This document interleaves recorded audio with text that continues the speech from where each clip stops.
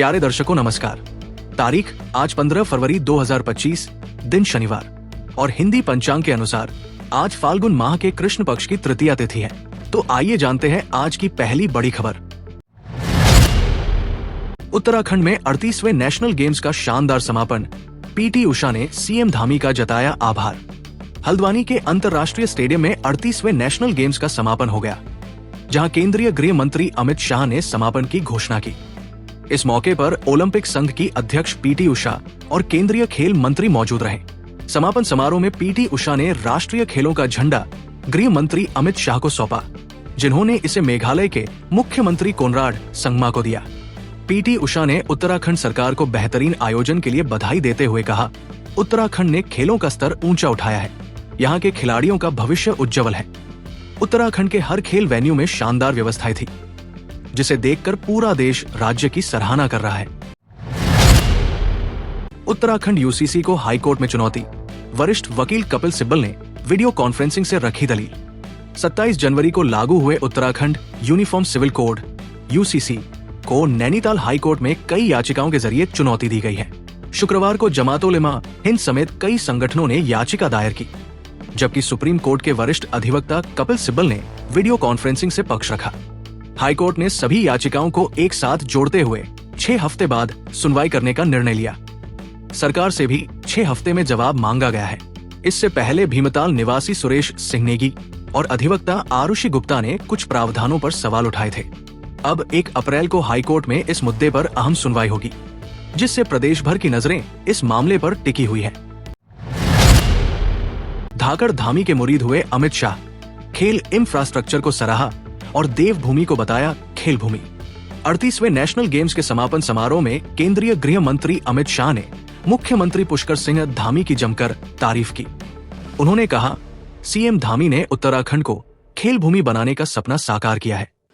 इस बार उत्तराखंड के खिलाड़ियों ने जबरदस्त प्रदर्शन करते हुए 21वें स्थान से छलांग लगाकर 7वें स्थान पर जगह बनाई।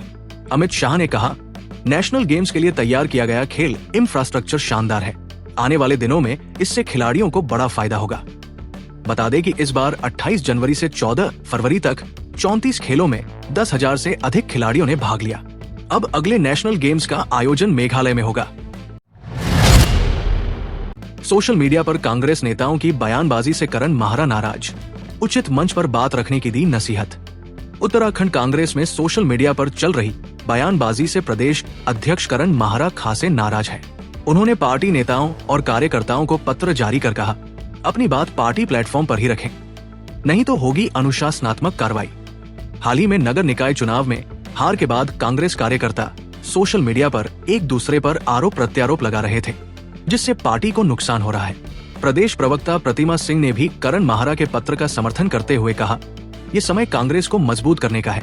सार्वजनिक बयानबाजी से पार्टी को सिर्फ नुकसान होगा। कांग्रेस नेताओं को निर्देश दिया गया है कि अब सोशल मीडिया के बजाय पार्टी मंच पर ही अपने मुद्दे रखें। यूसीसी लिव इन रिलेशनशिप प्रावधान पर यूकेडी मुखर। धामी सरकार पर साधा निशाना। उत्तराखंड क्रांति दल की संस्कृति बचाओ यात्रा पौड़ी पहुंची। इससे पहले देवप्रयाग में तीर्थ पुरोहित समाज से लिव इन रिलेशनशिप कानून के खिलाफ आगे आने का आह्वान किया गया। यूकेडी का आरोप है कि सरकार यूसीसी लाकर देवभूमि की संस्कृति से खिलवाड़ कर रही है। यात्रा संयोजक राजेंद्र बिष्ट ने धामी सरकार पर निशाना साधते हुए कहा कि सरकार पाश्चात्य संस्कृति को जबरन थोप रही है। उन्होंने ये भी कहा कि 1 साल निवास करने पर स्थायी निवासी घोषित करने का कानून राज्य के युवाओं के साथ धोखा है। इस कानून से बाहरी लोग सरकारी नौकरियों में हिस्सेदारी हासिल कर लेंगे, जो राज्य के युवाओं के लिए नुकसानदायक होगा। उक्रांद ने इस कानून के खिलाफ मुखर विरोध की चेतावनी दी है। उत्तराखंड में खुशी की लहर। खेल मंत्री बोली, इतिहास में स्वर्णिम अक्षरों में दर्ज होगा ये शतक। उत्तराखंड की टीम ने राष्ट्रीय खेलों में 100 पदक जीतकर नया इतिहास रच दिया। खेल मंत्री रेखा आर्या ने खिलाड़ियों को बधाई देते हुए कहा कि ये सिर्फ जीत नहीं, बल्कि खिलाड़ियों की मेहनत और समर्पण की कहानी है। उन्होंने बताया कि पहले उत्तराखंड का सर्वश्रेष्ठ प्रदर्शन 24 पदकों का था, लेकिन इस बार 100 से ज्यादा पदक जीतकर नया कीर्तिमान बनाया गया है। मुख्यमंत्री पुष्कर सिंह धामी के नेतृत्व में खिलाड़ियों को नई योजनाओं का लाभ मिला, जैसे उदीयमान खिलाड़ी योजना, पदक जीतने पर सरकारी नौकरी, आरक्षण और इनाम राशि दोगुनी करने जैसी सुविधाएं। खेल मंत्री ने कहा कि अब इन खिलाड़ियों को एशियाड और ओलंपिक में चैंपियन बनने के लिए तैयार किया जाएगा। शहरों के लिए इस बार बजट में बढ़ोतरी की आस। पीएम आवास योजना 2.0 पर होना है बड़ा काम। प्रदेश के शहरी विकास और आवास विभाग को इस बार बजट में बढ़ोतरी की उम्मीद है। इस बजट से शहरों के इंफ्रास्ट्रक्चर, पेयजल, सीवर लाइन और पार्कों का निर्माण होगा। पिछले साल शहरी विकास को 2,565 करोड़ मिले थे, जिसमें 150 करोड़ इंफ्रास्ट्रक्चर, 100 करोड़ पेयजल परियोजनाओं और 20 करोड़ गैरसैंण के लिए आवंटित किए गए थे। इस बार शहरी विकास का बजट 3,000 करोड़ से ज्यादा हो सकता है। इसके तहत ऋषिकेश नगर परियोजना, नए नगर निकायों का विकास और पीएम आवास योजना 2.0 पर भी तेजी से काम होगा। सरकार शहरी सुविधाओं को बेहतर बनाने के लिए बड़ी योजनाएं ला रही है। पर्यावरणविद सुंदरलाल बहुगुणा की पत्नी का निधन, सीएम धामी ने जताया गहरा शोक। पर्यावरण संरक्षण की प्रतीक बिमला बहुगुणा का 93 वर्ष की उम्र में निधन हो गया। उनके पुत्र राजीव नयन बहुगुणा ने सोशल मीडिया के जरिए ये दुखद समाचार साझा किया। मुख्यमंत्री पुष्कर सिंह धामी ने शोक व्यक्त करते हुए कहा कि बिमला बहुगुणा का योगदान अमूल्य था। ईश्वर पुण्यात्मा को श्री चरणों में स्थान दे। बता दें कि बिमला बहुगुणा महान पर्यावरणविद सुंदरलाल बहुगुणा की जीवन संगिनी थी, जिन्होंने चिपको आंदोलन में अहम भूमिका निभाई थी। उनके निधन से पर्यावरण प्रेमियों में शोक की लहर दौड़ गई है। उत्तराखंड की सरकारी वेबसाइटों पर चीनी साइबर हमले, ऑटो सिस्टम लगाने की तैयारी। उत्तराखंड की सरकारी और अकादमिक वेबसाइटों पर चीनी साइबर हमलों का खतरा बढ़ रहा है। बीते एक महीने में 1000 से ज्यादा साइबर अटैक पकड़े गए। आईटीडीए के विशेषज्ञों का कहना है कि ये हमले एआई आधारित होते हैं, जो बड़ी संख्या में एक साथ होते हैं। अब सरकार ऑटोमेटेड सिस्टम लगाने की तैयारी कर रही है, जिससे ऐसे खतरों को तुरंत पकड़ा और रोका जा सके। आईटी सचिव नितेश झा ने कहा कि हमारा सिस्टम अब खुद ही ऐसे वायरस को डिटेक्ट कर उन्हें रिमूव करेगा। उत्तराखंड में डिजिटल सुरक्षा को मजबूत करने के लिए बड़े कदम उठाए जा रहे हैं। वन कर्मियों की छुट्टियों पर पाबंदी, जंगलों की आग को रोकने के लिए सरकार सतर्क। 15 फरवरी से वनों में आग की घटनाओं को रोकने के लिए वन विभाग अलर्ट मोड पर आ गया है। इस दौरान विशेष परिस्थितियों को छोड़कर किसी भी वन कर्मी को अवकाश नहीं मिलेगा। वन मुख्यालय ने आदेश जारी कर कर्मियों को कार्य क्षेत्र में रहने का निर्देश दिया है। प्रमुख वन संरक्षक धनंजय मोहन ने कहा कि इस बार जंगल की आग से निपटने के लिए कई ठोस कदम उठाए जा रहे हैं। मुख्यमंत्री धामी ने वनाग्नि नियंत्रण के लिए विभागों और सामाजिक संगठनों को एकजुट होकर काम करने की अपील की। वनों को बचाने के लिए शीतलाखेत मॉडल को आदर्श माना जा रहा है। सरकार आग लगाने वालों पर सख्त कार्रवाई करने की तैयारी में है। नेशनल गेम्स ने होटल और ट्रांसपोर्ट सेक्टर को दी संजीवनी, 35 करोड़ रुपए का हुआ कारोबार। 38वें राष्ट्रीय खेलों ने उत्तराखंड की अर्थव्यवस्था को जबरदस्त फायदा पहुंचाया है। होटल और ट्रांसपोर्ट सेक्टर में कुल 35 करोड़ रुपए का कारोबार हुआ। होटल इंडस्ट्री ने लगभग 25 करोड़ और ट्रांसपोर्ट कारोबारियों ने 10 करोड़ से ज्यादा की कमाई की। खेल सचिव प्रशांत आर्या ने बताया कि खेलों के दौरान 50,000 से ज्यादा होटल कमरे बुक हुए और 17,000 वाहन किराए पर लिए गए।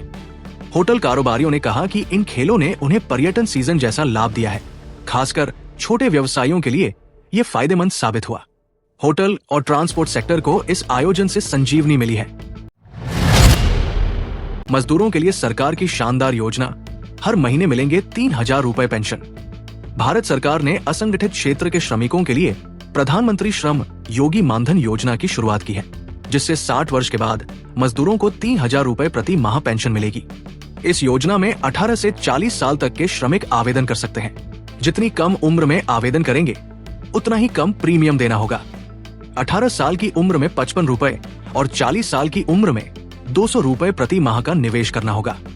पेंशन योजना का लाभ उठाने के लिए आधार कार्ड, पासपोर्ट साइज फोटो, पहचान पत्र, मोबाइल नंबर और आय प्रमाण पत्र जैसे दस्तावेज जरूरी है।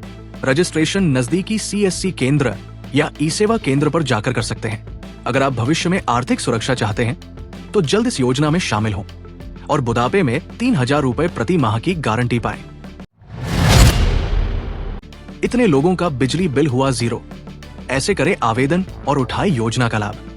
देश में कई योजनाएं चल रही हैं, जिनसे लाखों करोड़ों लोग लाभ उठा रहे हैं। इसी कड़ी में 15 फरवरी 2024 को भारत सरकार ने पीएम सूर्य घर मुफ्त बिजली योजना की शुरुआत की। इस योजना के तहत पात्र लोगों के घरों में सोलर पैनल लगाए जाते हैं और सरकार का लक्ष्य 1 करोड़ परिवारों को इससे जोड़ने का है। अब तक 8.40 लाख परिवारों को इसका लाभ मिल चुका है और सरकार ने 4,308.66 करोड़ की सब्सिडी जारी की है। अगर आप भी इस योजना का फायदा उठाना चाहते हैं तो https://feh.gov.in/ पर जाकर रजिस्ट्रेशन करें। आवेदन प्रक्रिया पूरी होने के बाद discom approval, solar panel installation और नेट मीटरिंग की प्रक्रिया होती है। फिर 30 दिन के भीतर सब्सिडी की राशि सीधे बैंक खाते में ट्रांसफर कर दी जाती है। सोने चांदी के दामों में जबरदस्त उछाल, 89,000 के पार पहुंचा सोना। शुक्रवार को राष्ट्रीय राजधानी में सोने की कीमत में 1,300 की बढ़ोतरी दर्ज की गई और ये 89,400 प्रति 10 ग्राम के नए ऑल टाइम हाई पर पहुंच गया। अखिल भारतीय सराफा संघ के मुताबिक गुरुवार को सोना 88,100 पर था, लेकिन अब ये 89,400 के स्तर को छू चुका है। चांदी ने भी रिकॉर्ड बनाया है। 2,000 की उछाल के साथ ये 4 महीने के उच्चतम स्तर पर पहुंच गई है। जानकारों का कहना है कि वैश्विक बाजार में मजबूत रुख के कारण आने वाले दिनों में कीमतें और बढ़ सकती हैं। अगर आप गोल्ड और सिल्वर खरीदने की सोच रहे हैं तो बाजार पर नजर बनाए रखें, क्योंकि कीमतें अभी और ऊपर जा सकती हैं। प्यारे दर्शकों, ये थी आज की प्रमुख खबरें। नमस्कार।